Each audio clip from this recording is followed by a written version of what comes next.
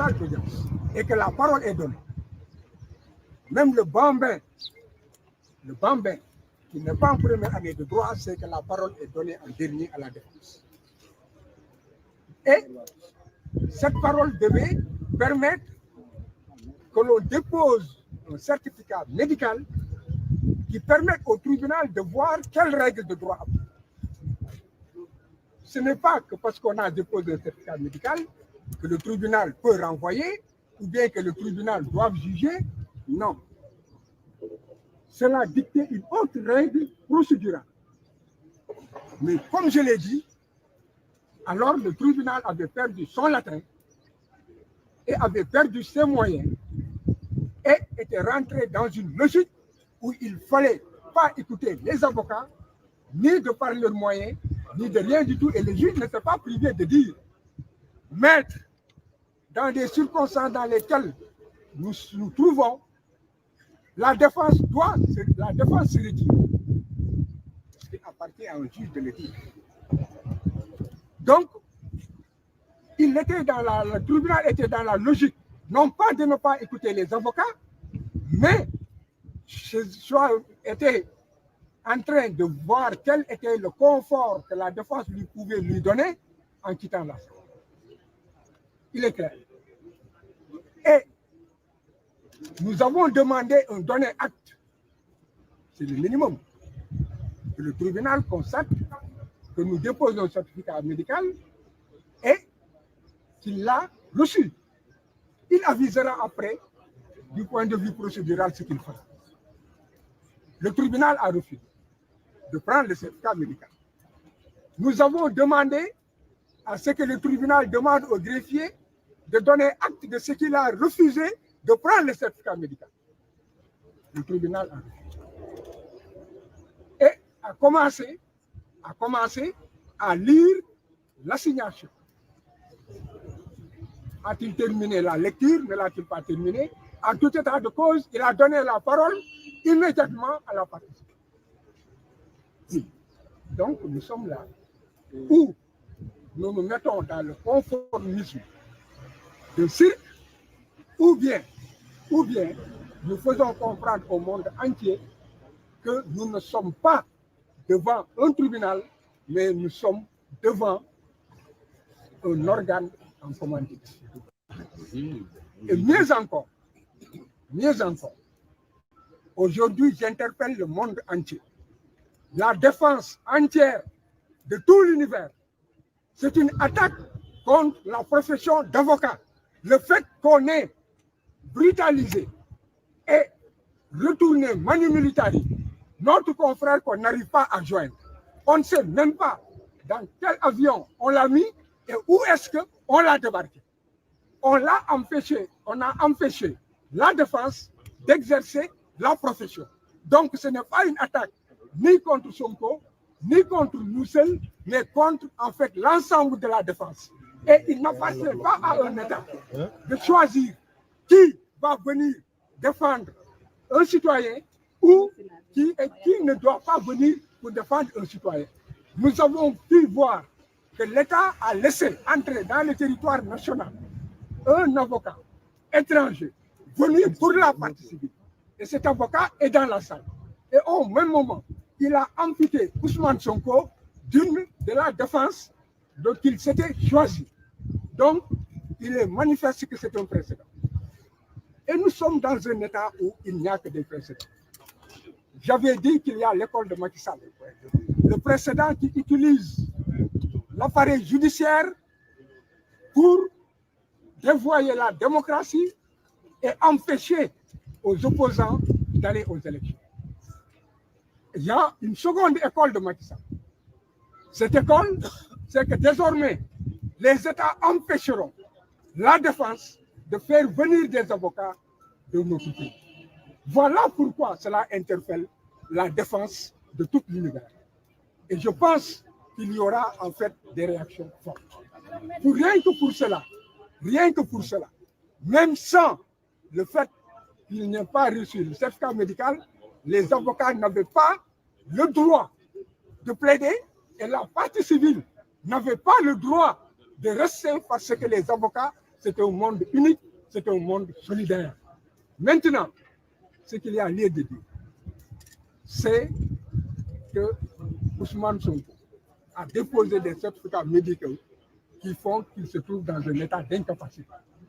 Ce certificat médical, je l'ai dit, haut et fort, n'empêchait pas le tribunal de continuer ce débat et de trancher.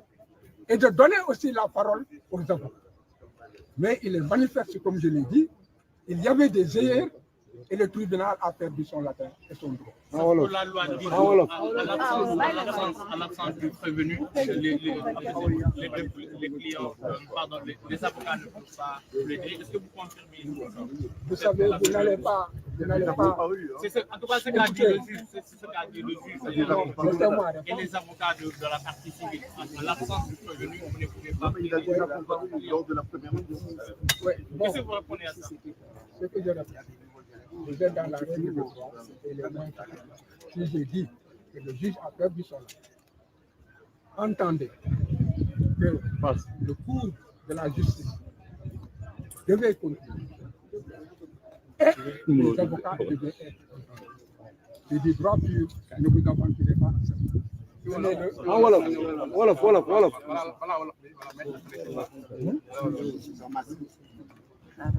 Amadou Bari sama micro bi doo ko téye nga s'il vous plaît Bari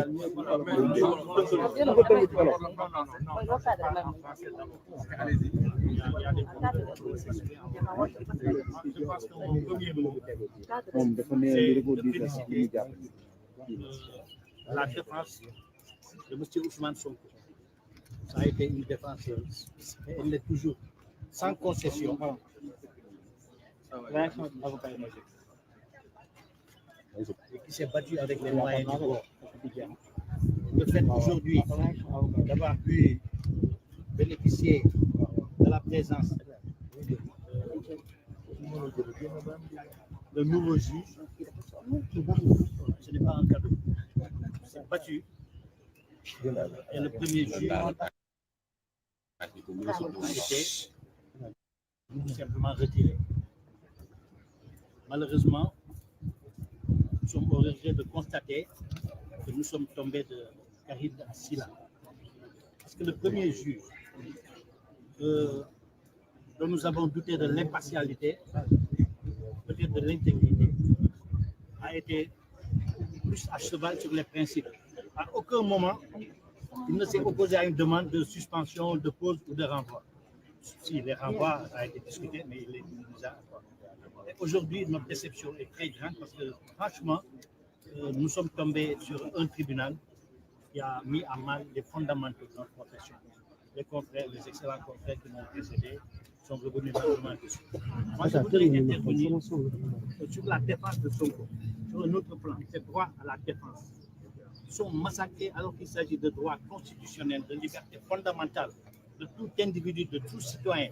Nous avons affaire à un homme qui s'appelle Ousmane Sonko, en qui s'identifient des millions de Sénégalais, d'Africains à l'extérieur, connus du monde entier.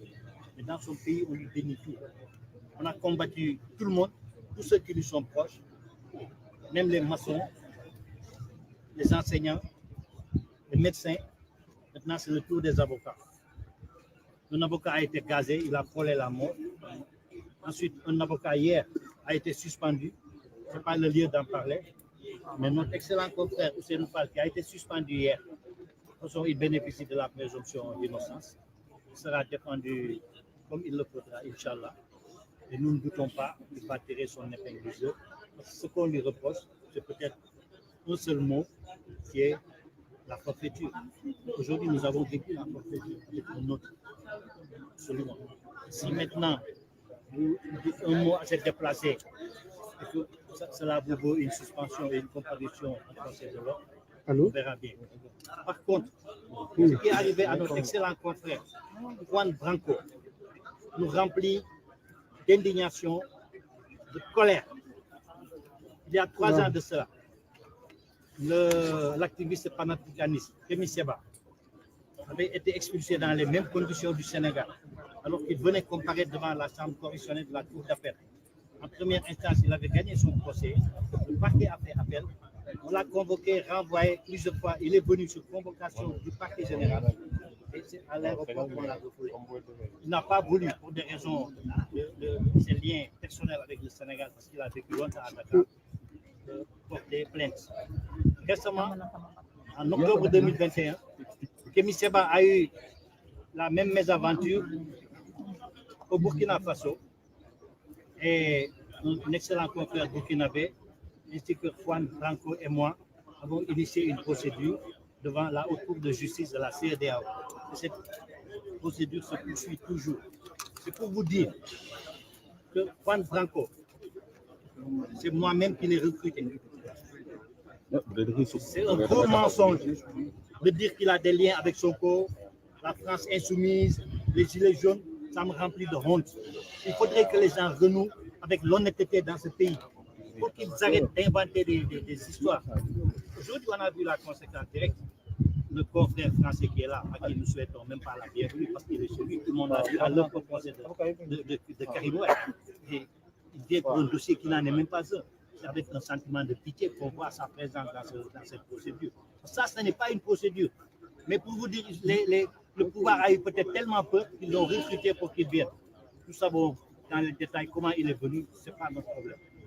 Ce n'est pas notre problème. Mais je voudrais insister sur ce point. Sonko, vous connaissez Juan Branco, ni d'Adam, ni d'Ève. Et je peux même ajouter qu'il ne le connaissait ni des dents, ni des lèvres. Il faut qu'on arrête de diaboliser Ousmane Sonko. Il a d'autres préoccupations que de s'allier avec le diable.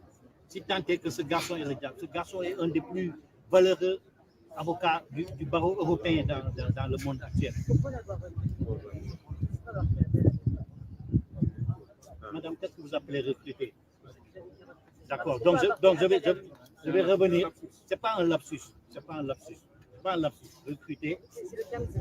Voilà, d'accord. Mais si vous le répétez, parce que j'ai déjà vu ce mot que j'allais repris comme ça dans un de vos succès chez vous. Pourquoi? Nous sommes dans une procédure à Ouagadougou, devant la Haute Cour de justice, à Abuja, pardon, la Haute Cour de justice de la CEDEAO. Notre avocat, quand nous travaillons ensemble, on se donne des coups de fil. Il y a des dossiers qui peuvent intéresser l'un ou l'autre. Il n'est pas venu par la pression, il n'est pas venu par la force. Nous devions l'accueillir avec honneur, avec fierté. Nous savons qu'il peut apporter un plus qualitatif. C'est ça les raisons. Pour avancer la cause du droit. Il y a trop de plaisantins qui se mettent à errer dans des procédures auxquelles ils ne comprennent que dalle. Ça, il fallait y mettre. C'est ce qui explique la présence de Maître Saïd Larissou, un excellent confrère, qui est candidat à la présidentielle au Comores. Maître Kam qui est là également, très réputé au pays des hommes internes, comme une des grandes valeurs du barreau africain. C'est ça la tradition. Nous tous, nous allons plaider dans d'autres pays, même en Europe, s'il le faut. Moi qui vous parle, j'ai défendu Vergès. Quand la justice française l'a attaqué, j'ai constitué un comité de 33 avocats. Nous sommes allés le défendre à Nice contre des juges racistes. Voilà. Est-ce que c'est les raisons pour lesquelles il a été Il s'est fait expulser sans même un acte administratif. Il s'est fait expulser par l'État dans des conditions que nous déplorons. C'est arrivé avec Kémi Séba. J'avais monté un dossier. Ces choses-là, on ne doit pas les faire parce qu'on ne doit pas assister à leur renouvellement. C'est honteux. On va donner la parole à Maître.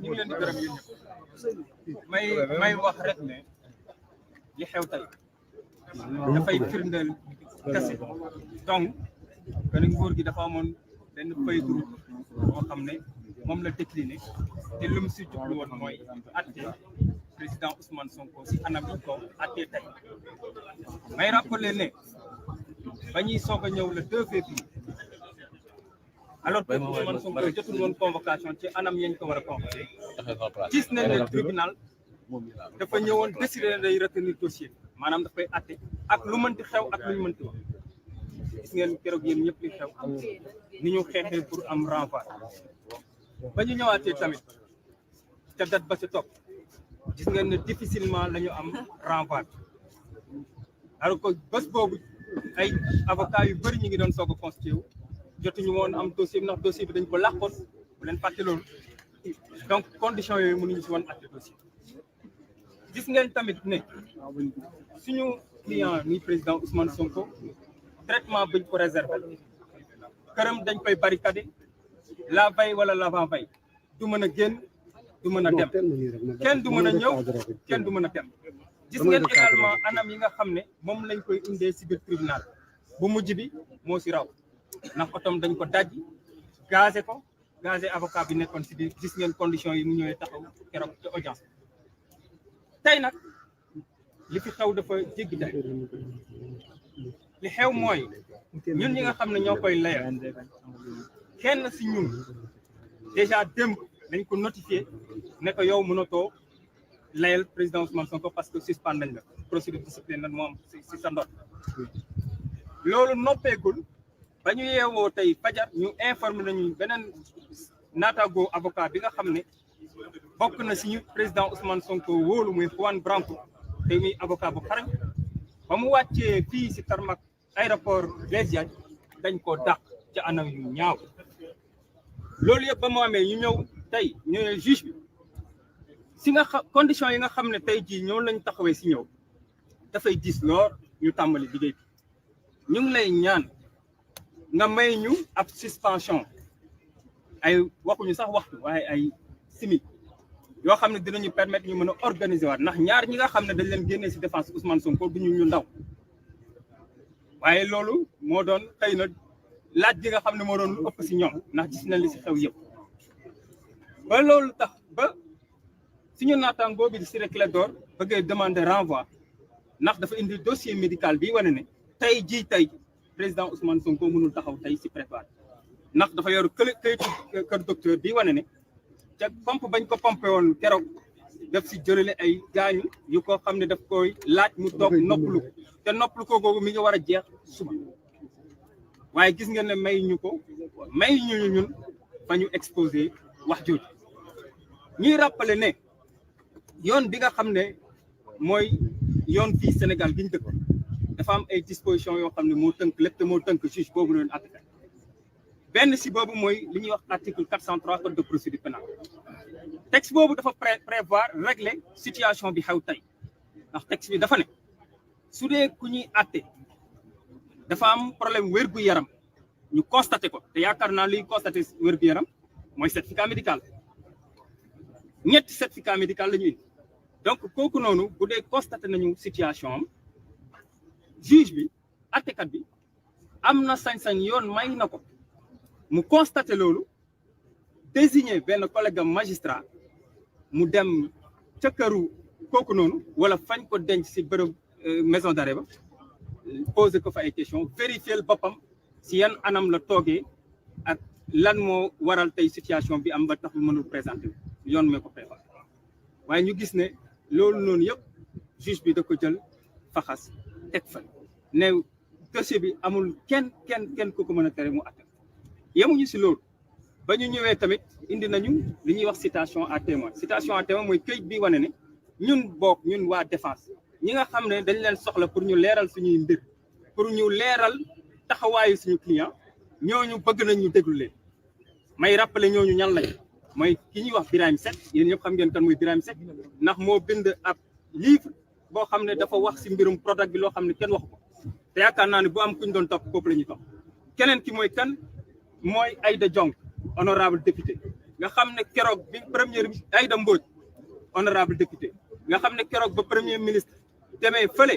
ca assemblée nationale wax fa sa waxu Prodac ba moom teewee na ko te kooku tamit yaakaar naa ay kàddam mënoon na leeral mbir bi si mujj mooy Clédor Sène du ma leen ko présenté xam ngeen bu baax ay position par rapport ak Prodac waaye yooyu yëpp juge bi daf see waxul au contraire gis nañ ne tey jii amul woon leen lu ko mënoon tere mu atti dossier bi ba si sax bu ko jaralee mu topp avocat yi mu def loolu nag nekk lu tiis nekk lu métti lu ñuy nakarlu ndax tey jii bu ñu amee ay nawle yoo xam ne dañoo jógee si yeneen bitim réew te ñoom réew yooyu ñu nekk ñun ñooy seen référence ñun la ñuy roy bu ñu gisee tey fii si Sénégal ñu doxalee nii ñun dañ ci am gàcc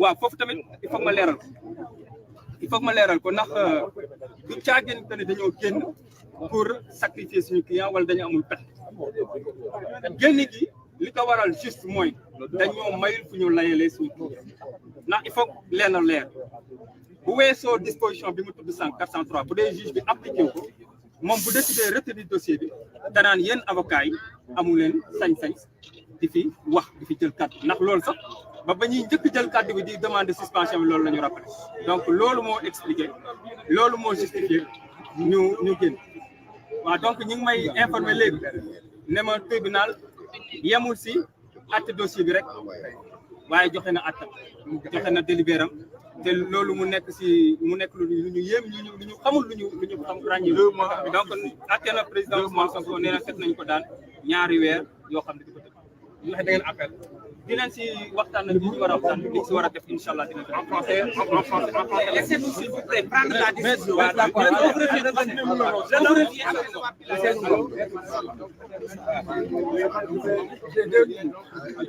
Je vais parler en tant que la décision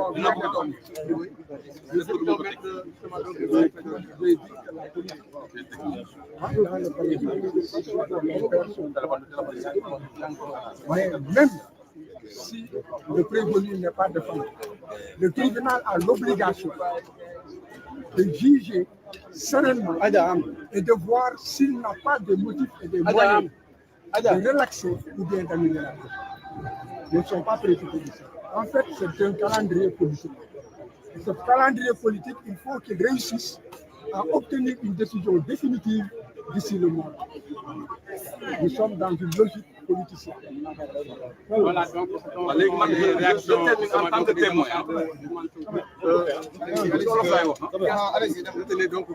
Je suis venu en tant que témoin pour prouver le carnage financier au niveau de Prodac.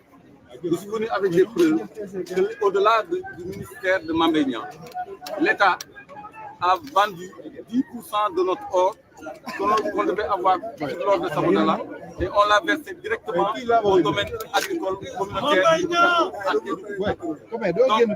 ces sommes ont été directement versées et au ministère.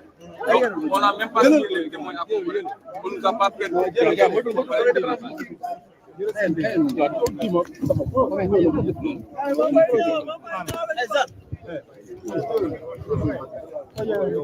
Satang.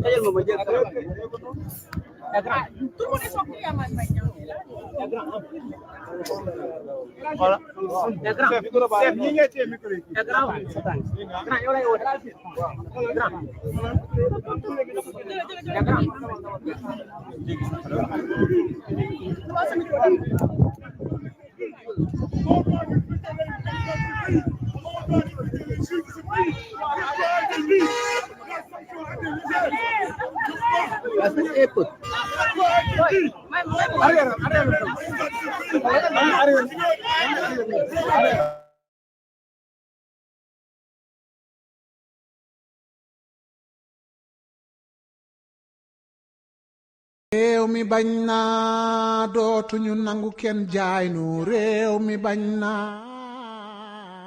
déet réew mi bañ naa déedéet dootuñu fi nangu buumu jaam réew mi bañ naa dootuñu nangu kenn noot ñu réew mi bañ naa déet réew mi bañ naa déedéet dootuñu fi nangu buumu jaam réew mi bañ naa dootuñu nangu kenn jaay nu réew mi bañ naa déet réew mi bañ naa déedéet dootuñu fi nangu buumu jaam réew mi bañ naa dootuñu nangu kenn noot ñu réew mi bañ naa déet réew mi bañ naa déedéet dootuñu fi nangu buumu jaam réew mi bañ naa dootuñu nangu kenn jaay nu réew mi bañ naa déet réew mi bañ naa déedéet dootuñu fi nangu buumu jaam réew mi bañ naa dootuñu nangu kenn noonu réew jógal taxaw réew mi bañ naa déedéet dootuñu fi nangu buumu jaam réew mi bañ naa dootuñu nangu kenn jaay nu réew mi bañ naa déet réew mi bañ naa déedéet dootuñu fi nangu buumu jaam réew mi bañ naa dootuñu nangu kenn noot ñu réew mi bañ naa déet réew mi bañ naa déedéet dootuñu fi nangu buumu jaam réew mi bañ naa dootuñu nangu kenn jaay nu réew mi bañ naa déet réew mi bañ naa déedéet dootuñu fi nangu buumu jaam réew mi bañ naa dootuñu nangu kenn noot ñu réew mi bañ naa déet réew mi bañ naa déedéet dootuñu fi nangu buumu jaam réew mi bañ naa dootuñu nangu kenn jaay nu réew mi bañ naa déet réew mi bañ naa déedéet dootuñu fi nangu buumu jaam réew mi bañ naa dootuñu nangu kenn noonu réew jógal taxaw réew mi bañ naa déedéet dootuñu fi nangu buumu jaam réew mi bañ naa dootuñu nangu kenn jaay nu réew mi bañ naa déet réew mi bañ naa déedéet dootuñu fi nangu buumu jaam réew mi bañ naa dootuñu nangu kenn noot ñu réew mi bañ naa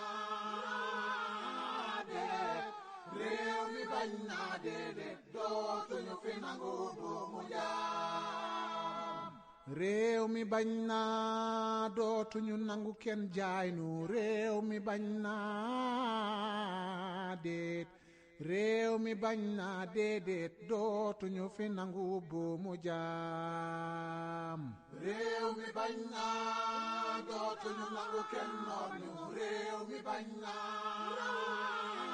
déet réew mi bañ naa déedéet dootuñu fi nangu buumu jaam réew mi bañ naa dootuñu nangu kenn jaay nu réew mi bañ naa déet réew mi bañ naa déedéet dootuñu fi nangu buumu jaam réew mi bañ naa dootuñu nangu kenn noonu réew jógal taxaw